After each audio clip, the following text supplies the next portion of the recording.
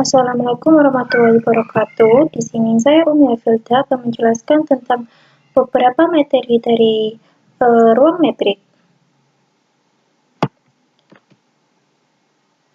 Nah, yang pertama, apa sih metrik itu? Nah, metrik itu sendiri didefinisikan sebagai berikut. Jadi, jika kita punya suatu himpunan X yang merupakan himpunan kosong, dan ada sebuah fungsi D pada X cross X, yang artinya fungsi D ini memetakan dua elemen dari X. Dan jika D memenuhi 4 syarat berikut, yaitu untuk setiap 3 elemen X, Y, dan Z-nya ini merupakan anggota dari X. Nah, untuk syarat pertama, yaitu jika dipetakan menggunakan D, maka berlaku nilai pemetaannya adalah bilangan real yang berhingga dan tak negatif. Dan kemudian syarat kedua, jika hasil pemetaannya 0, pemetaannya akan bernilai 0 itu jika dan hanya jika kedua elemen tersebut sebenarnya merupakan suatu elemen yang sama. Nah, lalu yang ketiga, D dari X, Y sama dengan D dari YX, yang artinya pertukaran letak antar elemen akan tidak berpengaruh terhadap nilai dari fungsi tersebut. Nah, yang keempat, berlaku kebersamaan segitiga. Nah, jika keempat ini terpenuhi oleh fungsi D ini tadi, maka D disebut metrik pada X. Nah, dan X, D atau X digabung atau disandingkan D ini akan disebut sebagai ruang metrik. Nah, selanjutnya ini ada contoh ruang metrik. Fungsi D yang didefinisikan oleh dx, y sama dengan akar dari jumlah kuadrat xi min yi dengan i1 sampai dengan n dengan himpunan r pangkat n sama dengan barisan x1 sampai dengan xn. Akan dibuktikan dia adalah suatu metrik pada himpunan Rn ini. Nah, ini buktinya. Yaitu yang pertama, kita misalkan X sama dengan barisan X1, X2 sampai Xn, Y merupakan barisan Y1, Y2 sampai dengan Yn, dan Z sama dengan barisan Z1, Z2 sampai dengan Zn. Nah, itu untuk syarat pertama, yaitu M1, kita lihat kuadrat Xi min Yi lebih besar sama dengan 0 untuk semua I sama dengan 1, 2 sampai dengan N. Maka jumlah kuadrat Xi min Yi dengan I sama dengan 1 sampai N lebih besar dari 0. Nah, maka dari itu, ya ini sama saja sih. Intinya itu lebih dari sama dengan 0 kan, maka pasti ini tuh pasti lebih dari sama dengan 0, maka ini pasti memenuhi syarat M1. Maka fungsi dx, y ini lebih besar dari sama 1 memenuhi, jadi M1 terpenuhi. Nah, untuk syarat yang kedua, yaitu nilai fungsinya itu haruslah 0 ini tadi kan. Yang pertama kita buktikan cara x, y sama dengan 0 jika dan hanya jika jumlah kuadrat akar dari jumlah kuadrat xi min yi ini sama dengan 0. Nah, ininya kita bisa, yaitu jumlah kuadrat xi min yi sama dengan 0 untuk setiap i sama dengan 1 sampai n ini. Maka kita turunkan menjadi xi sama dengan yi untuk setiap i sama dengan 1, 2 sampai n. Nah, maka ini hasilnya pasti x sama dengan y. Nah, setelah itu kita juga harus membuktikannya dari x sama dengan y ini ke dx y sama dengan ini. Tapi ini untuk syarat N2 ini maka fungsi T tadi itu terpenuhi. Yang selanjutnya yaitu M3, yaitu simetris. Bisa dilihat ini fungsi ini tuh kok xi min yi-nya sama yi min x-nya ini bisa dibolak-balikan karena dia itu merupakan fungsi kuadrat. Jadi dx, y maupun dy, x-nya ini tuh sama walaupun dibolak-balik. Nah, yang terakhir yaitu fungsi kebersamaan segitiga. Akan ditunjukkan dx, y kurang dari sama dengan dx, z plus dz, y. Pertama kita ambil alfa i sama dengan xi min zi, terus bi sama dengan zi min yi, untuk i-nya ini 1 sampai n. Maka dx, z ini kan tadi x, y kan xi min yi. Jadi ini tuh tinggal kita ganti xi min zi. Nah, karena xi min zi ini tadi kita andaikan jadi alfa i, nah ini kita ganti jadi alfa i kuadrat ya, masih tetap kuadrat. Terus untuk dz, y sama tetap kita ganti, tinggal kita ganti z min y, dan z min y ini kita andaikan menjadi bi, maka dari itu kita ganti menjadi bi kan ini. Dan dx, y ini sama dengan ini,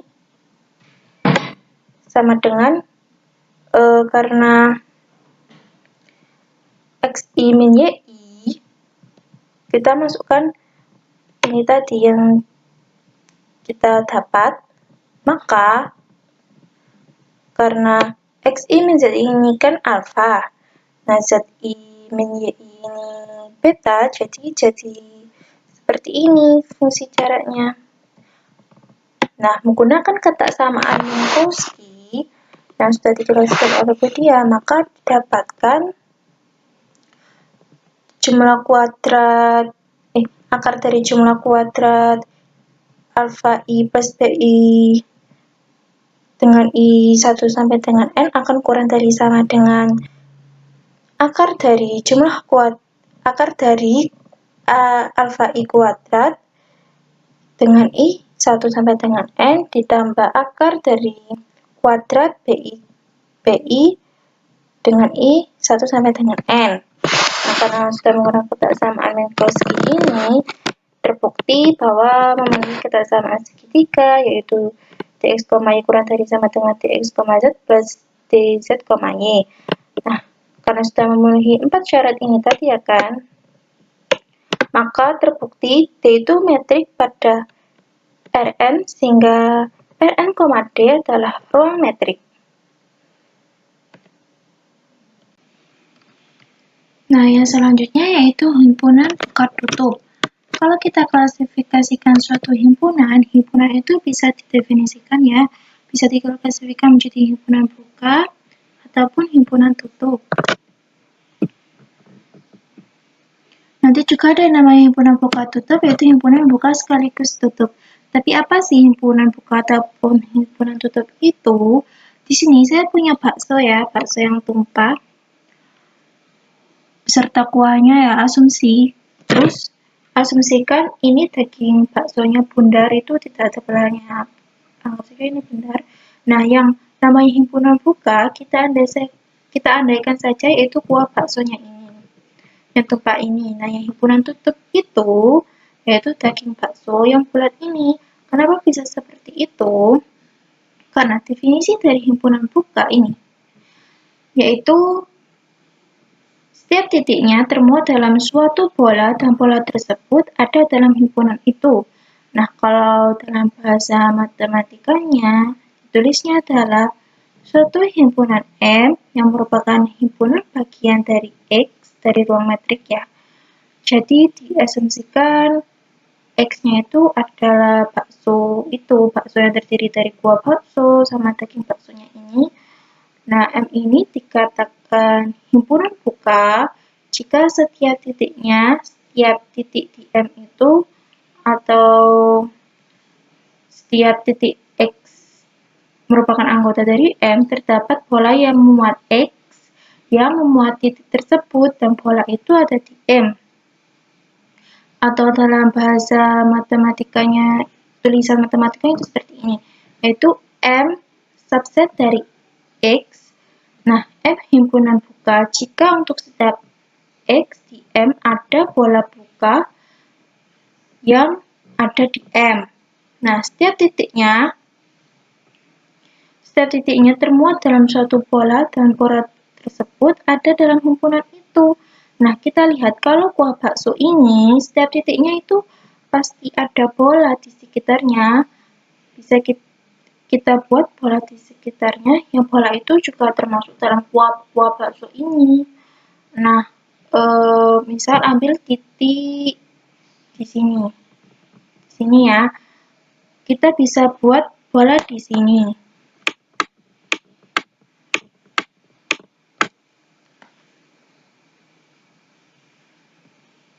Dan ini tuh X-nya, yang titik ini tuh.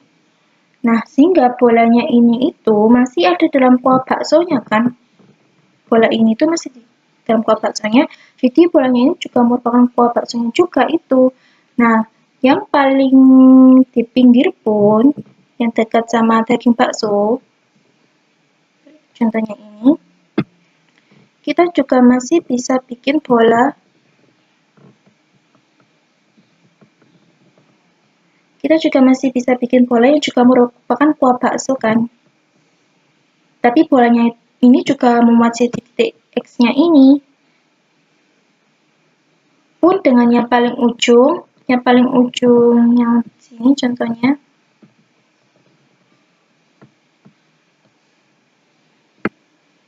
Paling pinggir kuah bakso, kita juga masih bisa mencari bola yang merupakan kuah bakso di sekitar titik itu. Jadi kalau misalkan kita sebutkan dalam bahasa lain adalah bola ini yang ada di sekitaran titik-titik tersebut juga pasti memuat titik yang lain yang merupakan anggota M.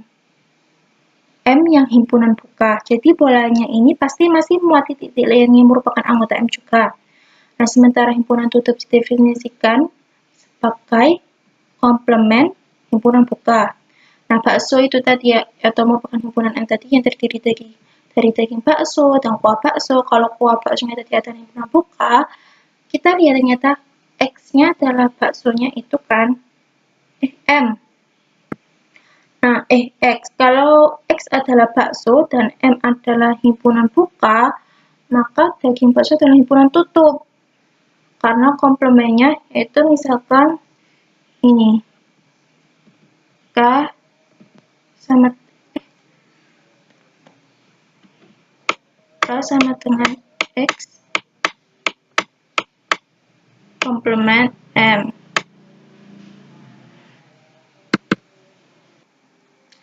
Kita lihat yaitu ini anggap K ya. Kita lihat K yaitu X yang dibuang M. Ini kan M-nya adalah himpunan buka tadi kan. Nah, karena M himpunan buka, maka K-nya adalah himpunan tutup. Nah, himpunan buka adalah himpunan yang tidak bisa kita lihat pinggirannya kan. Yang menurut kita ini pinggirannya, ini pinggirannya. Tapi ini sebenarnya bukan pinggirannya, karena kalau kita zoom, masing-masing pinggirannya itu masih ada partikel air kuah baksonya. Sementara kalau himpunan tutup itu kita bisa lihat batas pinggirannya kan dari daging bakso itu yang kerasa padat kita bisa lihat pinggirannya. Nah, setelah itu kita lihat contoh himpunan buka ini. Nah, himpunan M yang didefinisikan sebagai M, di mana himpunan itu X merupakan anggota dari R dan memuat interval 0 kurang dari X dan kurang dari 1 merupakan himpunan terbuka. Nah, kita gambar secara geometrisnya, yaitu kita buat garis bilangannya ini. Kita tahu bahwa himpunan semua titik interior dari himpunan M tersebut adalah X, L, elemen R di mana X lebih besar dari 0 dan X kurang dari 1. Sehingga semua anggota M ini merupakan titik interior dari M. Jadi himpunan M ini adalah himpunan buka. Singkatnya seperti ini karena interval 0 kurang dari X kurang dari 1, intervalnya ini kan. Tapi 0, 1-nya ini tuh tidak termasuk dalam interval tersebut. Maka bagian yang ungu-ungu ini itu adalah titik interiornya. Sehingga terbukti bahwa dia itu merupakan himpunan buka. Atau untuk pembuktian secara analisisnya itu yaitu seperti ini. Ambil sebarang X anggota M, terus kita pilih epsilon minimum dari himpunan X dan 1 min X. Nah, untuk kasus yang pertama ini, untuk X anggota R, di mana X kurang dari 0 dan X lebih besar dari 0 dan X kurang dari setengah, nah kita pilih lagi epsilonnya sama dengan X. Dan persekitaran epsilon sama dengan X min X, X plus X akan menghasilkan 0,2X. Karena X kurang dari setengah, sehingga kan 2X kurang dari 1, di mana X anggota R, maka persekitaran epsilon X sama dengan himpunan 0,1 merupakan subset dari M. Nah, untuk yang kedua, untuk X sama dengan setengah, X yang merupakan anggota R, kita pilih epsilon sama dengan setengah, dan persekitaran epsilon ini tadi itu setengah dikurangi setengah, 1 setengah ditambah setengah, dapatkan 0,1 juga yang merupakan subset dari M. Nah, untuk yang terakhir, untuk X anggota R, di mana X lebih besar dari setengah dan kurang dari 1, sehingga kita pilih epsilon sama dengan 1 min X, dan persekitaran epsilon X ini sama dengan himpunan X min dikurangi 1 min X, X plus 1 min X sama dengan ini 2X min 1, 1. Nah, karena X lebih besar dari setengah, sehingga 2X lebih besar dari 1, dan 2X ini min 1 lebih besar dari 0, di mana X anggota R, maka persekitaran epsilon X sama dengan 0,1 merupakan subset dari M juga. Nah, dari ketiga kasus di atas dapat disimpulkan bahwa setiap X yang merupakan anggota dari M itu terdapat persekitarannya kan. Persekitaran epsilon X sama dengan X min epsilon, X plus epsilon, sehingga persekitaran tersebut merupakan subset dari M. Jadi terbukti bahwa M itu merupakan himpunan terbuka. Nah, untuk yang contoh himpunan tutup, yaitu ini, himpunan I dengan X merupakan anggota interval tutup 0,1 itu merupakan himpunan tutup. Nah, dari yang kita dapatkan ini, himpunan I-nya ini itu kan intervalnya tutup kan, jadi X-nya itu lebih besar dari sama dengan 0 dan kurang dari sama dengan 1. Jadi kita buat garis bilangannya itu seperti ini.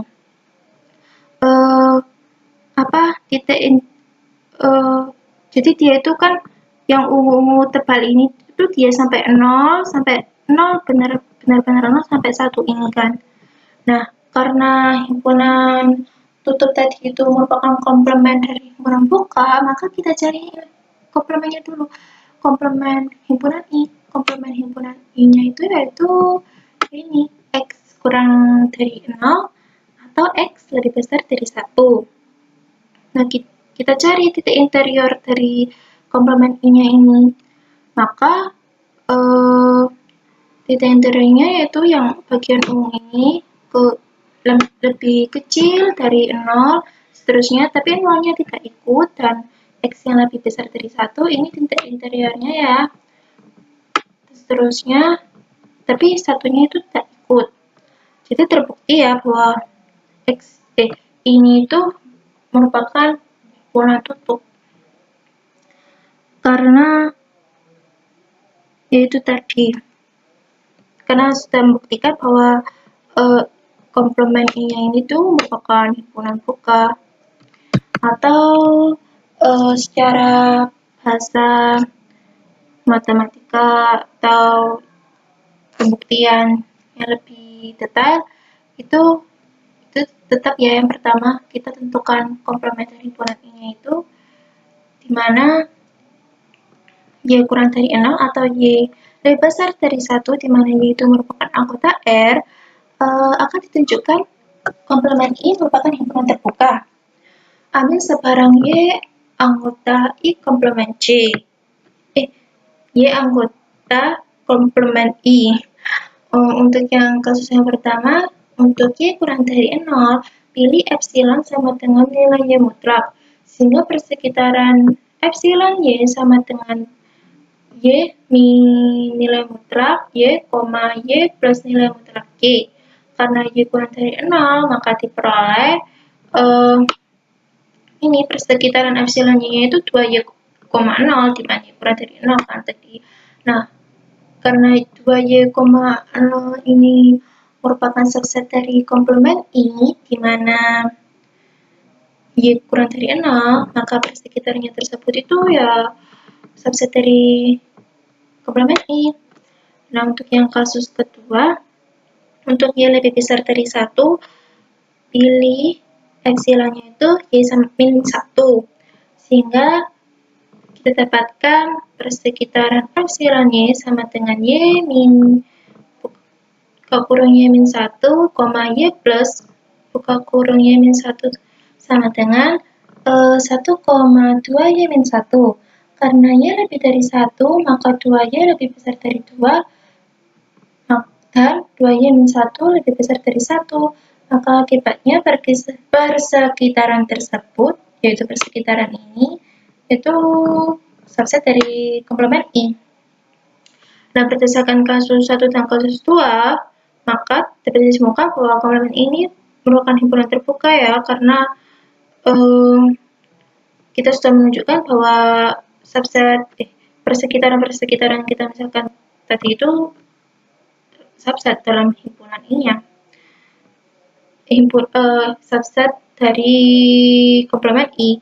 Sehingga berdasarkan definisi himpunan tutup, terbukti bahwa himpunan I adalah himpunan tertutup. Ya, karena definisi himpunan tutup tadi yang merupakan komplement dari himpunan buka kan, dan himpunan bukanya sudah kita buktikan.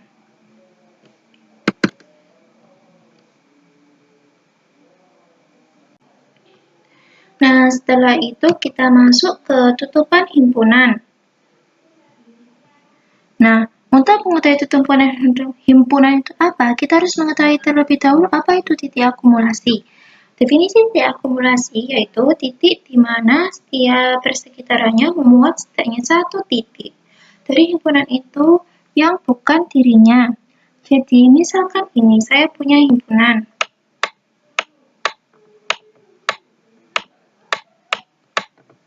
Ini ya, himpunan. Terus di sini ini isi himpunan ini adalah titik akumulasi dari himpunan ini yang kita sebut himpunan ini tuh M ya. Terus X ini adalah titik akumulasi dari M, karena saat saya buat persekitarannya, saya bisa menemukan titik lainnya, yaitu ini, Y, misalkan. Ya, ini. Yang Y ini juga anggota dari M juga kan, tapi tidak sama dengan X gitu. Terus yang di pinggiran ini misalkan, ini ya, merupakan titik akumulasi juga. Titik akumulasi dari M, karena saat saya gambar persekitarannya, saya masih bisa menemukan titik lain yang merupakan anggota M, tapi bukan titik tersebut kan. Ini contohnya ini. Titik ini kan bukan titik yang kita tunjuk tadi sebagai titik akumulasi. Nah, sekarang kita masuk ke tutupan. Nah, yang disebut tutupan itu adalah himpunan awalnya, yaitu M ini tadi, ditambah himpunan semua titik akumulasinya. Tadi kan titik akumulasi bisa jadi yang di dalamnya ini, di dalamnya ini semua, bisa jadi pinggirannya ini kan, pinggiran ini. Nah, yang disebut tutupan dari N-nya ini, yaitu M tutup, adalah semua yang di dalam ini. Ditambahin tutupannya itu yang ini. Tutupannya itu ini.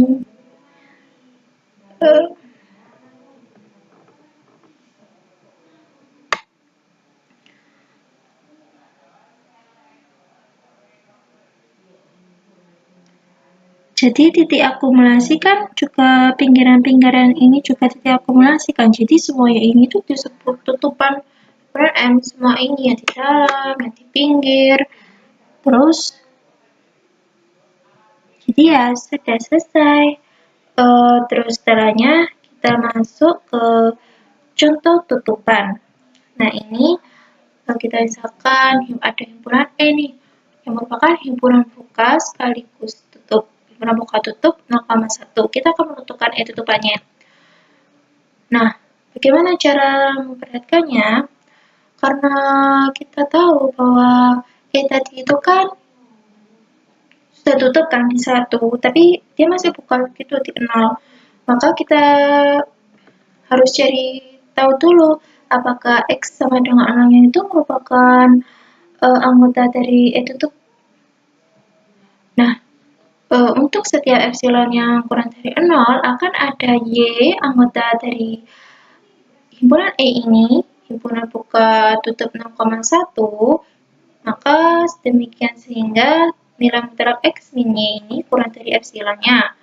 Terus perhatikan bahwa YN ini sama dengan 1/N yang menuju ke 0. Maka untuk setiap epsilon lebih besar dari 0 akan ada N0 yang merupakan anggota dari N besar. Demikian sehingga nilai mutlak YN min 0 kurang dari epsilon untuk setiap N lebih besar sama dengan 0, atau untuk setiap epsilon lebih besar dari 0 untuk terus nilai mutlak YN min 0 ini kurang dari epsilon. Terus kita pilih YN0 sama dengan 1/N0 yang merupakan anggota dari himpunan buka tutup 0,1. Nah, karena 1/N ini menuju ke 0, maka untuk setiap epsilon lebih besar dari 0, nilai mutlak YN min 0 kurang dari epsilon, sehingga X sama dengan 0 ini merupakan anggota dari E tutupan. Jadi E tutupannya itu 0,1. Untuk gambar geometriknya itu seperti tadi ya. Ini kan ini 0. Oh, ini 1. Ini tutupan. Ini tutup, ini buka. Nah, satunya ini tuh sudah termasuk gitu, guys, ke tutupannya sebenarnya. Nah, kita harus cari dulu X. Nah, kita harus membuat X sama dengan 0-nya ini itu menjadi tutupannya. Jadi ya seperti ini caranya tadi. Sehingga nanti itu 0 sampai 1-nya ini itu akan menjadi himpunan tutup yang ya himpunan tutup itu merupakan tutupan. Dimana tutupan itu kan bisa seperti ini tadi, himpunan buka diberi penutup, jadi tutupan, jadi ya himpunan tutup itu. Nah, selanjutnya kita masuk ke ruang metrik lengkap. Nah, ruang metrik itu akan dikatakan ruang metrik lengkap jika setiap barisan kausi di ruang metrik itu konvergen. Dalam artian konvergen ini konvergen di ruang metrik itu. Kalau saya bilang konvergen di ruang metrik itu artinya adalah titik kekonvergenannya ada di ruangan metrik juga di ruang metrik yang sama gitu loh. untuk membuktikan dia ruang metrik lengkap atau tidak, ada 3 tahap yang bisa kita lakukan, yaitu yang pertama adalah membuat elemen X untuk dijadikan titik limit.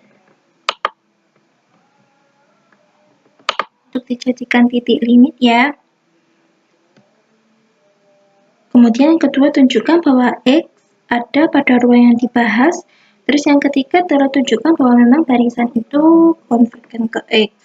Nah, ruang metrik tak lengkap itu mudah dengan menunjukkan bahwa satu di antara 3 step ini tuh tidak terpenuhi. Bisa jadi barisan Cauchy Xn itu tidak memiliki titik limit, maka syarat nomor 1 tidak terpenuhi, maka ia bukan merupakan ruang metrik yang lengkap, atau X yang merupakan titik limit itu tidak ada pada ruang yang dibahas. Tentunya kalau misalkan mau membahasnya nomor 2, mau ditunjukkan nomor 2, maka nomor 3 juga itu harus terpenuhi dulu ya. Itu Xn-nya itu benar-benar menuju X. Jadi urutannya itu akan berubah menjadi 1, 3, 2 atau 1, 2, 3, terserah yang membuktikan. Seperti itu aja sih kalau ruang metrik tidak lengkap ya. Nah, untuk yang selanjutnya yaitu contoh ruang metrik tidak lengkap. Ini bisa dilihat ruang metrik N dengan metrik M, N sama dengan nilai mutlak 1 per M dikurangi 1 per N merupakan ruang metrik yang tidak lengkap. Kenapa bisa seperti itu? Nah, ini buktinya akan ditunjukkan D, M, N, ruang metrik tidak lengkap dan menunjukkan bahwa terdapat barisan Cauchy di N-nya tidak konvergen. Pilih barisan Xn dengan Xn sama dengan N kecil yang merupakan anggota N, himpunan N. Nah, kita ambil epsilon lebih besar dari 0. Perhatikan bahwa untuk M, N yang merupakan anggota dari himpunan N, metrik M, N sama dengan nilai mutlak 1 per M dikurangi 1 per N, maka kurang dari sama dengan maksimum 1 himpunan 1 per M, 1 per N. Terus kita pilih N 0 lebih besar dari 1 per epsilon, sehingga untuk setiap M, N sama dengan lebih besar dari sama dengan N 0, maka metrik M, N kurang dari sama dengan maksimum himpunan 1 per M, 1 per N kurang dari 1 per N 0 kurang dari epsilon. Jadi barisan X-nya itu terbukti Cauchy. Selanjutnya akan ditunjukkan bahwa barisan Xn ini itu tidak konvergen. Nah, ambil sebarang P yang merupakan anggota dari himpunan N. Kemudian perhatikan bahwa metrik Xn, P sama dengan nilai mutlak 1 per Xn min 1 per P itu sama dengan 1 per N, nilai mutlak 1 per N min 1 per P ya. Karena Xn tadi kita misalkan N, terus ya ini tadi, terus kita pilih hasilnya itu sama dengan 1 per 2 P, sehingga untuk setiap N0 yang merupakan anggota himpunan N akan ada N yang lebih besar dari sama dengan N0. Nah, N-nya ini juga lebih besar dari sama dengan 2P. Nah, selanjutnya pilih N sama dengan 2P. Maka metrik Xn, P sama dengan nilai mutlak 1 per N min 1 per P sama dengan 1 per P min 1 per N. Ini kan nilai mutlak, jadi dibolak-balik itu nggak apa-apa ya. Terus nilai mutlak 1 per P min 1 per 2P. Ini karena N tadi sama dengan 2P, maka ini diganti jadi 2P. Nah, karena ini nilai mutlak, jadi hasilnya itu 1 per 2P sama dengan 1 per N0 sama dengan epsilon. Nah, karena metrik Xn, P ini tadi hasilnya epsilon ya, maka barisan Xn-nya itu tidak konvergen. Nah, karena barisan Xn Cauchy-nya dan tidak konvergen, maka metrik ME-nya itu bukan ruang metrik lengkap. Jadi bisa disimpulkan metrik ME-nya itu bukan ruang metrik yang metrik ME, E-nya itu ruang metrik tidak lengkap. Karena tadi itu contoh yang lebih ke ya yang abstrak, ini lebih ke yang ada bilangan-bilangannya gitu, yaitu ruang metrik I, D itu tidak lengkap. Nah, kita ada barisan 1,4, 1,41, 1,414 dan seterusnya. Nah, barisan ini tuh merupakan barisan Gaussian ya tentunya. Terus tapi barisan ini tuh konvergennya tuh ke akar 2, sedangkan akar 2 nya itu bukan merupakan anggota dari Q gitu loh. Jadi kan nggak terpenuhi jelas bahwa dia konvergen ke itu. Jadi ya bisa disimpulkan ruang metrik Q D itu bukan ruang metrik tidak lengkap. Nah, itu saja yang bisa saya jelaskan. Terima kasih. Assalamualaikum warahmatullahi wabarakatuh.